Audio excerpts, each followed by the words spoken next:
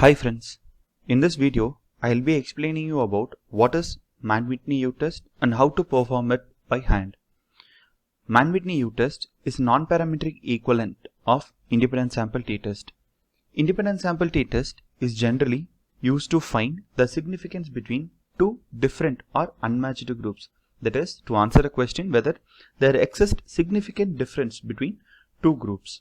When the obtained data fail to meet the criteria for parametric test, we make use of Mann-Whitney U-test to answer a question whether there exists significant difference between two different or unmatched groups.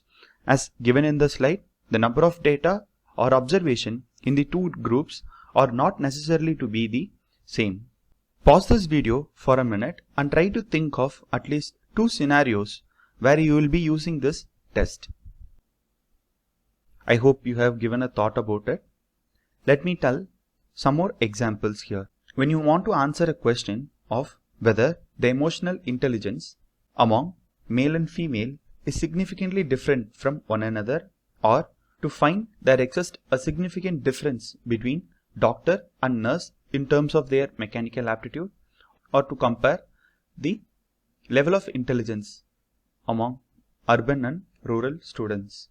It is also used to answer whether the two set of data were drawn from the same population. Let us quickly go through the procedures opted in Mann-Whitney U-test. First one is to form a hypothesis. Second one is to arrange both the data together in an ascending or descending order and rank it together. And the third one and fourth step is to find R1 and R2. R1 is nothing but the sum of rank of group 1 data, and R2 is sum of rank of the group 2 data. Then you have to find U1 and U2. We have a separate formula for U1 and U2 that we will be discussing it in when we are explaining the example. And then sixth step is finding U. U is nothing but the smaller value among U1 and U2, and you need to refer the table M for critical value to compare U1 critical value. This will make more sense when I explain the procedure with an example.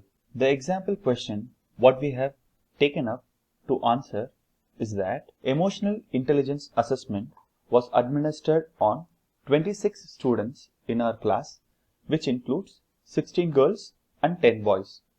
The score of each group is given in the table below, and find out between male and female in terms of their emotional intelligence. The above mentioned procedure is given in the top right corner of this slide.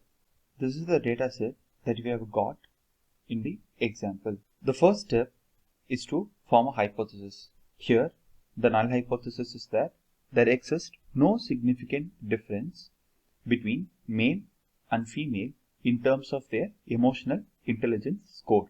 The second step is to rank the data by data together in ascending or descending order. Form a table like this with the top row for arranging the data and bottom row to assign rank for each data.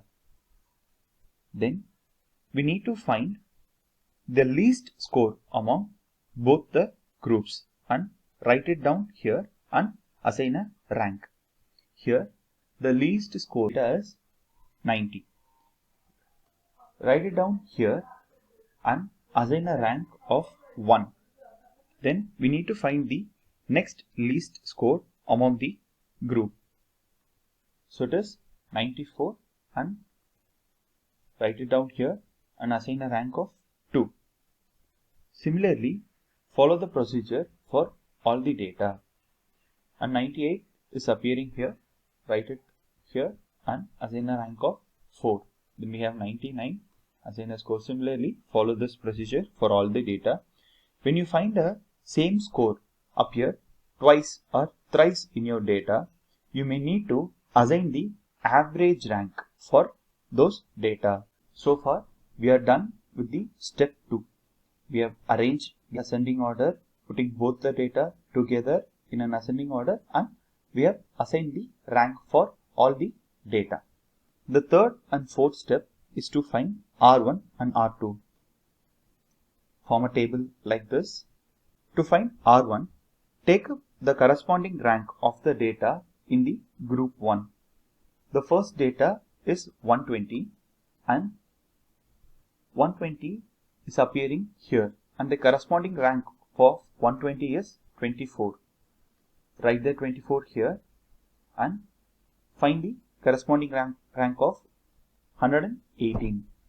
The corresponding rank of 118 is 21.5.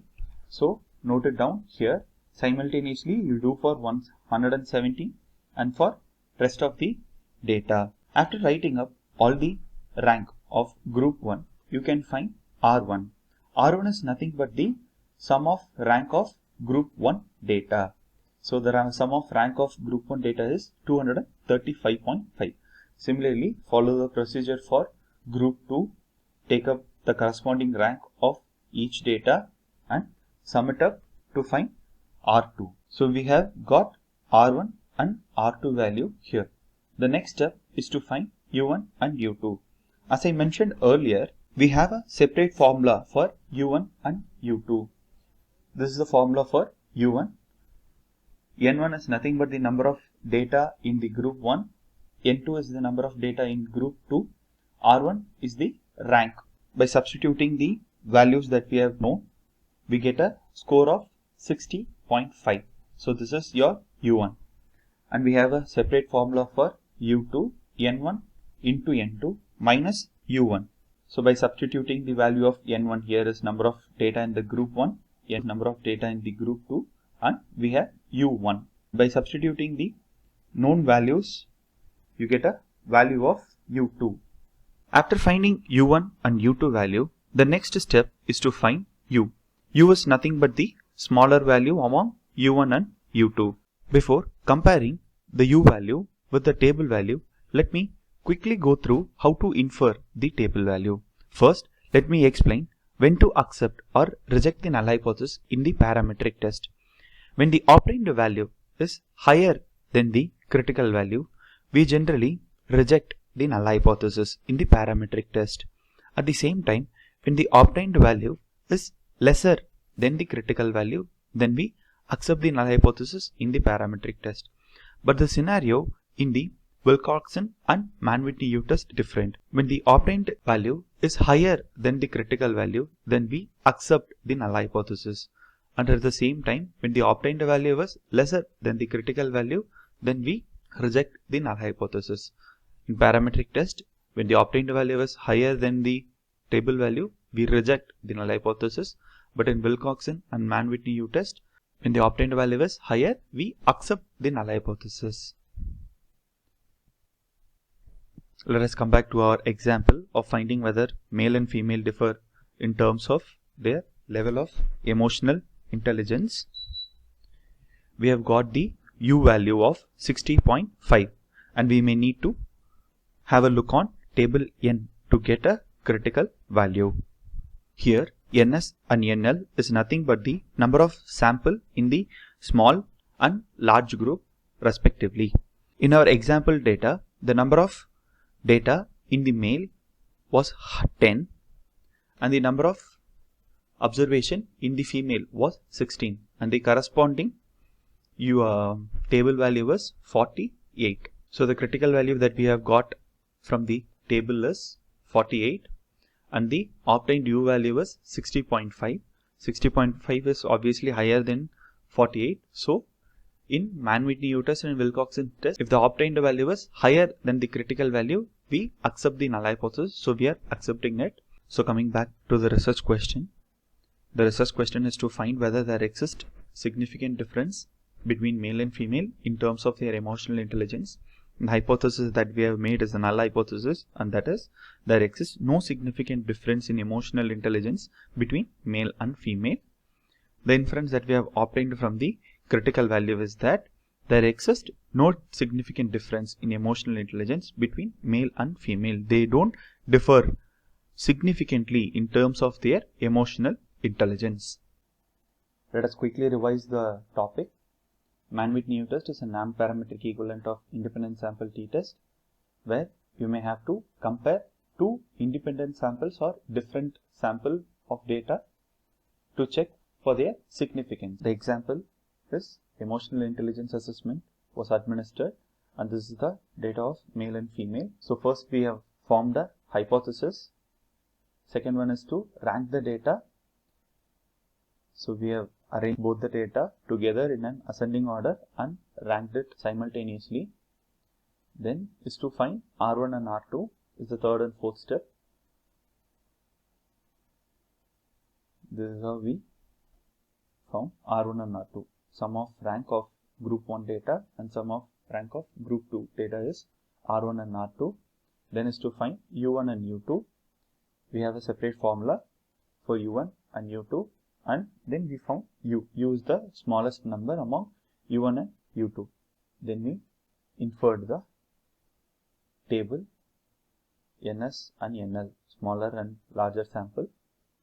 So the table value is 48. Here the table value is 48 and the obtained value is 60. It is higher than 48. So we accepted the null hypothesis. The research question that we have got is to find whether there exists a significant difference between male and female. We made a null hypothesis and we inferred that there exists no significant difference between male and female in terms of their emotional intelligence. If you have any queries, we can have a discussion over our WhatsApp group. Thank you. Bye bye.